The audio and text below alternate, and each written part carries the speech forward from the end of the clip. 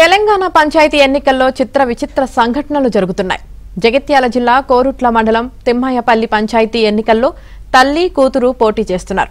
BRS మద్దతుతో తల్లి గంగవ్వ, కాంగ్రెస్ సపోర్ట్తో కూతురు సుమలత బరిలోకి దిగారు. తిమ్మాయపల్లికు నామినేషన్ ఎత్తున్నా, సర్పంచ్కు నిలబడుతున్నా. మింగాలలేము కాలం ఆయన తక్కువ ఎలక్షన్లలో పోటీ చేస్తారు ఖచ్చితంగా. పోయిన సంవత్సరం 5 సంవత్సరాలు చేసిండు, అప్పుడు బాగానే చేసిరు, అప్డేట్ చేసిరు. ఇప్పుడు అట్లా చెప్తే నన్ను గెలిపిస్తే చేస్తామని అనుకుంటున్నాను. ఊరిని అభివృద్ధి చేస్తామని అనుకుంటున్నాను. నేను కాంగ్రెస్ అభ్యర్థిగా సర్పంచ్కి నామినేషన్ చేయడం జరిగింది.